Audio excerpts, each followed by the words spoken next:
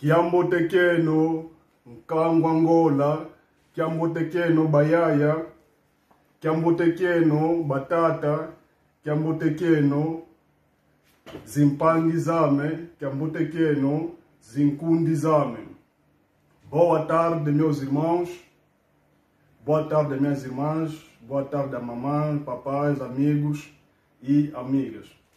Chamo-me Longi Lutona Dio Panzu Pambani Niemba. O meu slogan é: estou na luta da valorização do homem negro. Isto quer dizer, viemos defender o valor ancestral na cultura, na religião, na história, na ciência, em toda a categoria. Para aqueles que têm acompanhado as aulas de Kikongo, no WhatsApp ou no grupo da WhatsApp, já terá a mínima ideia de que falaremos no dia de hoje. Mas para aqueles que será a primeira vez de acompanharem as aulas de Kikongo, Entendo que não será fácil, mas é com a força de vontade e de trabalho que a gente aprendemos dia a dia. Long significa professor. Eu sou mais conhecido por Long Lutonadio Pambano.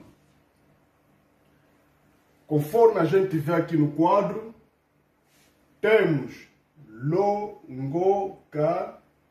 Kikongo. Longoka Kikongo. Em português significa aprenda Kikongo.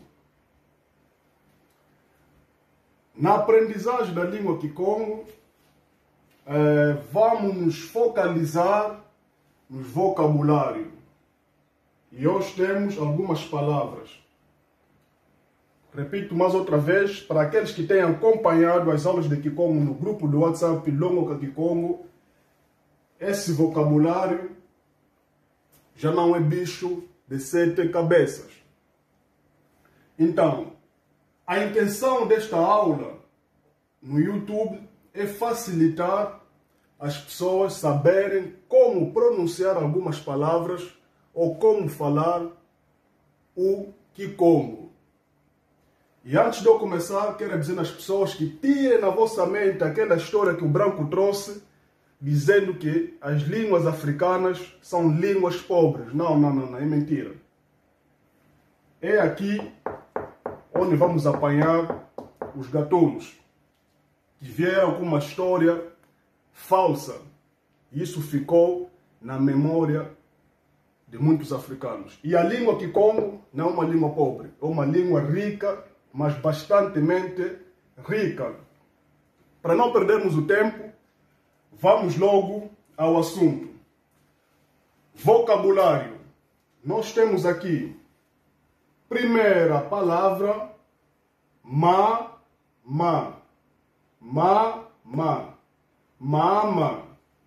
Da boa pronúncia Kikongo. Não é mamá, mas sim mama.